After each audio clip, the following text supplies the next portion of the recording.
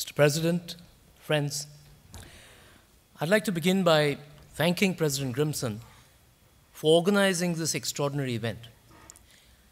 As I was leaving for Iceland from India, the Prime Minister of India, Dr. Manmohan Singh, with whom I have the incredible privilege of working on a day-to-day basis, as you know, he chairs the Planning Commission in India, and the Planning Commission is 8 members, one of whom I happen to be. And he was extremely excited about the prospects of what would happen in the few days I would spend here in Iceland.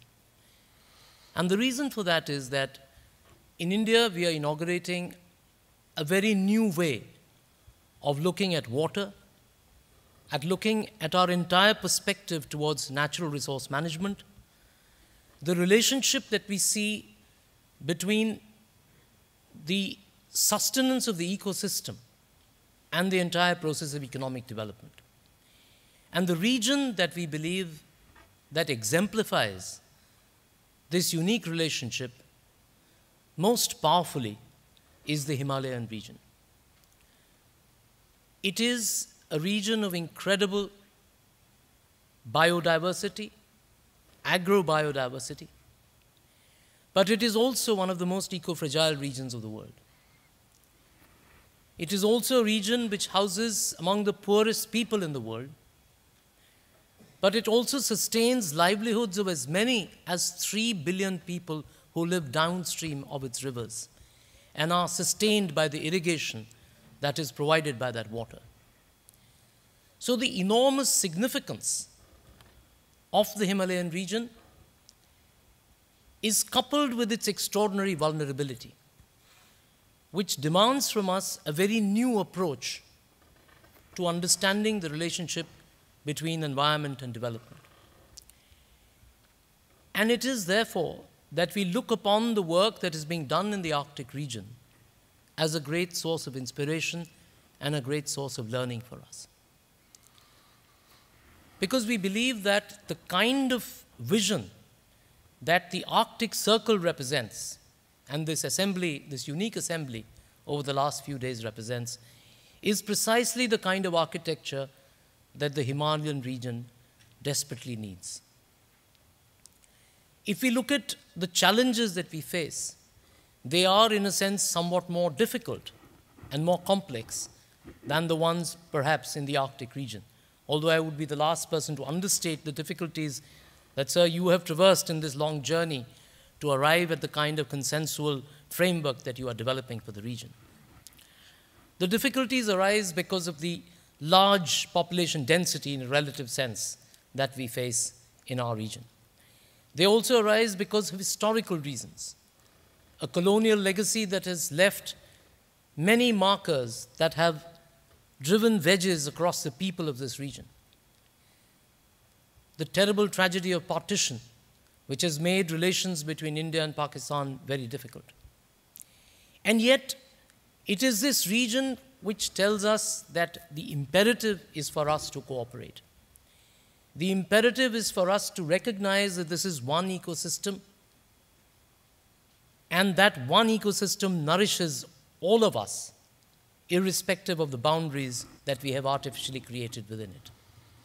And if we learn to respect the fact that this ecosystem does not recognize these boundaries, if we learn to recognize the fact that a new paradigm is required in our understanding of the possibilities of sustainable development in this region, then each one of us can begin to work together. And what we are saying, therefore, and what we have been deliberating over the last 2 days, is that if each country initiates the change, firstly within itself, so that it itself becomes an example for the others to follow, then it creates huge possibilities of our coming together. That's what the colleagues from all the countries in this region have been discussing over the last few days, and we owe it to you, sir, that you gave us this opportunity of coming together in this unique way and exploring the huge possibilities of cooperation that exist and which are already on board. Exemplified, for example, by an institution like ICIMOD, where all of us draw from the work that this institution does, from its neutral position, it is giving us an example of the ways in which we need to address the questions of sustainability, of poverty alleviation, of protection of the livelihoods of the people in this region, of a new approach which is much more people-centered. The example David gave in this photograph of participatory forest regeneration. There are hundreds of examples of that across the countries of this region, and if we all accept that these are the defining principles on which we could imagine a coming together, then I think half the battle is already won. There are other challenges, the challenges of disaster preparedness and disaster management. As I said, this is a fragile region. Year after year, we have instances where people suffer the huge tragedies that befall us because of the mistakes that we are making in the way we are planning development, in the way we continue to ignore the new challenges of climate change. So somewhere or the other, we have to arrive at better technology for disaster preparedness and different approaches to disaster mitigation, to flood management. And all of this requires the building of capacities in each of our nations, to build the capacities of primary stakeholders to be able to follow a new paradigm, resolving the conflicts between environment and development. And I would say all of this that I have said just now gives us a powerful basis for visualizing the birth of something like a Himalayan circle. And I deliberately say circle rather than council, sir, because this concept that you've initiated of a very free and relatively less structured coming together of a diverse range of stakeholders, as Larry was saying, including knowledge providers, representatives of industry, the people of these regions, governments, policymakers, politicians, we have all of them together in this hall. And if we can all come together based on a certain set of commonly agreed principles, which we can now begin to articulate as we go forward from this meeting, I believe we can visualize the birth of something like a Himalayan circle. We can choose whichever term which suits our genius, but I would say that we must have an engagement with policymakers and governments across the regions, but we must not make that a mandatory requirement on the part of any of the governments.